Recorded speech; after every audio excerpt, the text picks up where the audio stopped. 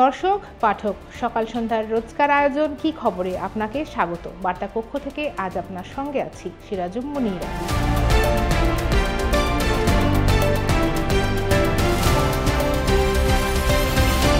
প্রায় 1 বছর ধরে চীনা সোশ্যাল মিডিয়া প্ল্যাটফর্ম টিকটকের সঙ্গে যুক্তরাষ্ট্র সরকারের দ্বন্দ্ব চলছে। এরই মধ্যে শুক্রবার এক বিবৃতিতে টিকটক জানিয়েছে, ভিডিও শেয়ারিং এই অ্যাপটি নিষিদ্ধ করার আইন বাতিলের বিষয়ে যুক্তরাষ্ট্র সরকার যদি কোনো পদক্ষেপ না নেয় তাহলে রবিবার দেশটিতে টিকটকের কার্যক্রম বন্ধ রাখা হবে। টিকটক নিয়ে যুক্তরাষ্ট্রের অভিযোগ মূলত তথ্য পাচারের। দেশটির অভিযোগ, জনপ্রিয় এই অ্যাপটি চীন সরকারের কাছে তথ্য পাচার করে। যদিও এই অভিযোগ এক কথাতেই নাকচ করে দিয়েছে টিকটক।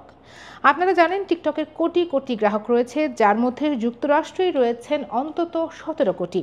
দেশটিতে অ্যাপটি নিষিদ্ধ হলে বা বন্ধ হয়ে গেলে এসব গ্রাহকের কি হবে? ট্রাম্প ক্ষমতায় এলে কি সিদ্ধান্ত নেবেন? কর্তৃপক্ষই বা কিভাবে যুক্তরাষ্ট্রের নিষেধাজ্ঞা মোকাবেলার কথা ভাবছে?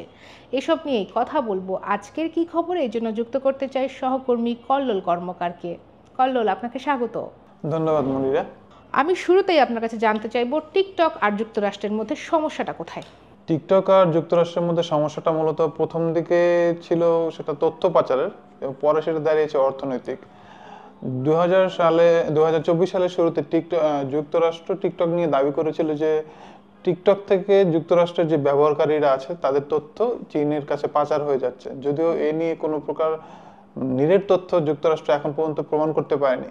কিন্তু ট্রাম্পের যে প্রথম আমল, সেদিকে দিকে আমরা দেখি, ট্রাম্পের প্রথম আমলে কিন্তু ট্রাম্প বলেছিলেন যে টিকটকের বিপক্ষে তিনি। কারণ হিসেবে তিনি জানিয়েছিলেন যে টিকটকের কারণে যে রেভিনিউটা আসে, সেই রেভিনিউটা সরাসরি যুক্তরাষ্ট্র থেকে বাইরে চলে যায়। এটা যুক্তরাষ্ট্রের অর্থনীতির জন্য একটা বড় ধাক্কা। এই দুটা কারণেই মূলত তাদের দ্বন্দ্বটা শুরু হয়। সর্বশেষ 19 জানুয়ারির মধ্যে যুক্তরাষ্ট্র বলেছিল যে যুক্তরাষ্ট্রের যে সংস্করণ আছে টিকটক, সেটি যুক্তরাষ্ট্রের কাছে বিক্রি করে দিতে। আমরা তখন সম্ভাব্য ক্রেতা হিসেবে সোশ্যাল মিডিয়া এক্সের যে মালিক, বর্তমান মালিক ইলন মাস্কের নামও শুনতে পেয়েছিলাম যে ইলন মাস্ক হয়তো টিকটকের ইউএস সংস্করণটা কিনে নেবেন, কিন্তু তা এখন পর্যন্ত কোনো নিরেট ডিসিশনে আসেনি। তখন মানা করে দেয় টিকটকের যে মাদার কোম্পানি বাইটড্যান্স জানায় যে তথ্য পাচারের কোনো প্রকার নিরেট প্রমাণ না থাকে যুক্তরাষ্ট্র শুধুমাত্র চীনকে স্বীকার করার জন্য টিকটককে হাতিয়ার করার চেষ্টা করেছে, এবং বাইটড্যান্স উল্টো বলে দিয়েছে তারা যুক্তরাষ্ট্রের কোনো অযৌক্তিক দাবি মানতে নারাজ।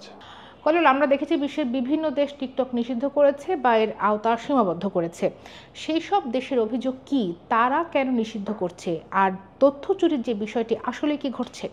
টিকটকের বিরুদ্ধে তথ্য চুরির যে বিষয়টা, সেটার অভিযোগ অনেক দেশই করেছে, কিন্তু এটা কোনো প্রমাণিত সত্য না। এখন পর্যন্ত এ নিয়ে কোনো প্রকার নিরেট আমরা তথ্য জানতে পারি না। কিন্তু সবচেয়ে বড় যে ঝামেলাটা টিকটক নিয়ে, তার কন্টেন্ট। কারণ টিকটকের যে কন্টেন্টগুলো অধিকাংশই আনফিল্টার্ড। সেক্ষেত্রে অ্যাডাল্ট এবং রাজনৈতিক কন্টেন্টের প্রতি অনেক দেশেরই আপত্তি আছে। আপনি সর্বশেষ পাকিস্তান নির্বাচনের কথা খেয়াল করে দেখেন, পাকিস্তানের শাহবাজ শরীফের যে দল, তাদের ঘাম ছুটে গিয়েছিল শুধুমাত্র টিকটকের কারণে গেল নির্বাচনে। কারণ পাকিস্তানের যে ইমরান খান, সাবেক প্রধানমন্ত্রী ইমরান খান, তার দলের যে প্রচারণা, সেখানে টিকটক ছিল একটা গুরুত্বপূর্ণ মাধ্যম। সেই টিকটকের কারণে পাকিস্তানের একদম প্রত্যন্ত অঞ্চলের সাধারণ মানুষও ইমরান খানের মেসেজটা জানতে পেরেছিল। কারণ সাধারণ মানুষ যারা, তারা কিন্তু এই চ্যাট নির্ভর যে সোশ্যাল মিডিয়াগুলো, সেগুলোর চেয়ে এই ভিডিও মেসেজিং অ্যাপগুলোকে বেশি পছন্দ করে। ফলে এই রাজনৈতিক কারণটাও একটা বড় কারণ যে বিভিন্ন দেশ টিকটককে অপছন্দ করতেছে অথবা এ থেকে দূরে রাখার চেষ্টা করতেছে তার জনগণকে। তাহলে টিকটক কর্তৃপক্ষের পরবর্তী পদক্ষেপ কি হতে পারে এখন? অ্যাপটির তো বিপুল ব্যবহারকারী রয়েছেন আমরা জানি। ডোনাল্ড ট্রাম্পই বা কি করতে পারেন এই ক্ষেত্রে? তার কি করার আছে? বলা হচ্ছে যুক্তরাষ্ট্রে টিকটকের ব্যবহারকারী সংখ্যা প্রায় 17 কোটি। তো এই 17 কোটি মানে বিশাল সংখ্যা। তো টিকটক আপাতত 20 তারিখ থেকে যে যুক্তরাষ্ট্রের যে সংস্করণটা, সেই সংস্করণটা বন্ধ রাখবে আগামী কোনো প্রকার সিদ্ধান্ত না আসা পর্যন্ত। এখন সকলের চোখ নজর আসলে ট্রাম্পের দিকে। যে ট্রাম্প এক সময় ছিলেন টিকটকের বিরুদ্ধে, সে গত ডিসেম্বরে কিন্তু সে হঠাৎ করে টিকটকের পক্ষে চলে গিয়েছেন। কারণ তিনি বুঝতে পেরেছিলেন যে তার যে যুক্তরাষ্ট্রের যে ভোটার, এবং এর ভিতরে যে তরুণ সংখ্যক যে ভোটাররা, এই ভোটারদের একটা বড় উপস্থিতি আছে টিকটকে, এবং তিনি দেখতে পান যে টিকটক থেকে তার এই ভোটাররা তাকে ভোট দিতে আগ্রহী হয়েছে। এবং ট্রাম্প তো রিসেন্টলি বলেছেন যে তার টিকটক নিয়ে চীনের যে প্রেসিডেন্ট শি জিনপিং, তার সঙ্গে তার আলাপ হয়েছে, খুব শীঘ্রই তিনি এ নিয়ে একটা বক্তব্য দেবেন।